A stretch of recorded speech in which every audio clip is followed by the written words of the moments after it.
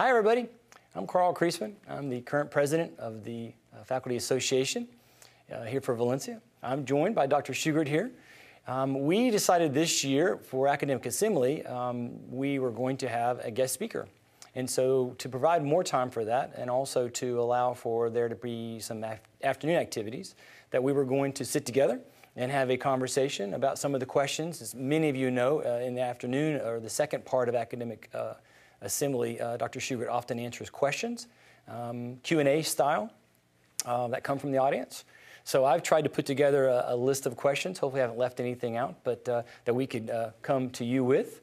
So good to see you. Yeah, nice to see you too. Doing well? Yeah, it's a hot and wet summer like everybody else is experiencing, but looking forward to the fall.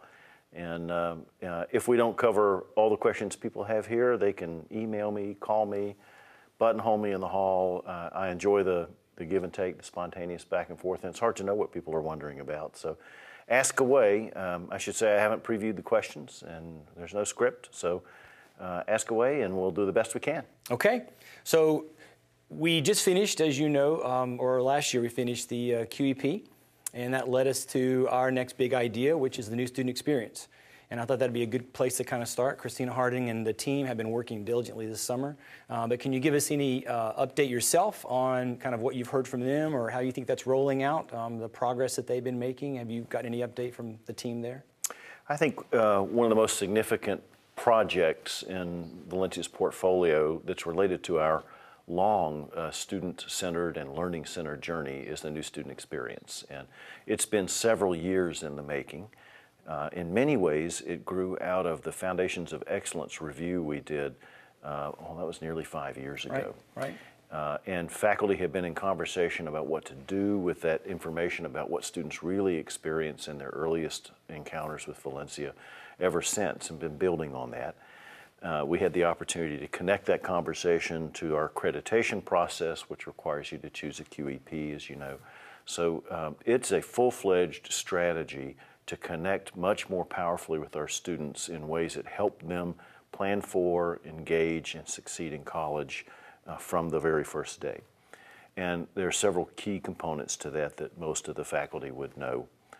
Most importantly, is the creation of a freshman seminar for 3 credit hours called the New Student Experience that builds on experience we've had with other courses in the past, but it really is a new course.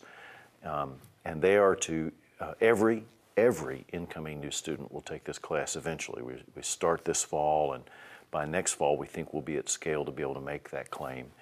And in that they will do some processes of discerning what they're here to do, what their purpose in college is, what the pathway is they need to follow, what plan they need to have to follow that pathway, what persons they need to connect to stay on that path successfully, and how to navigate all the way through to whatever destination they're seeking that we can provide a bridge to. Meanwhile, they'll also get a lot of orientation. They'll learn about resources the college has to support them and so on. So here's where we are. We're staffing up. The course has been designed, the job description for the faculty for that's been developed. We just hired nine new annually contracted faculty to bring them into the team, correct? 9 new, 2 or 3 were already working in the college in another course that we offered for student success, and they're a part of that team. We'll hire at least another 9 for next year, so that'll be 18 in a core faculty, and they'll be unlike any of the other faculty in the college. Right, this is a big issue here. I think the fact that their description involves the advising piece and a kind of a higher level than, say, what I do when I advise my students, but exactly. It's a little bit deeper. Can you go in maybe a little bit more there? Yeah, nearly all faculty engage in some kind of advising with their students. Most of it's informal, and we don't capture a record of it and those sorts of things. But it tends to be mostly around things that are discipline related. So, you know, a chemistry faculty member advising a student about a major STEM major or something like that. But what we lack in our large-scale institutions is a personal connection at the very beginning of the program that we can sustain for a period of time until the student's really navigating independently.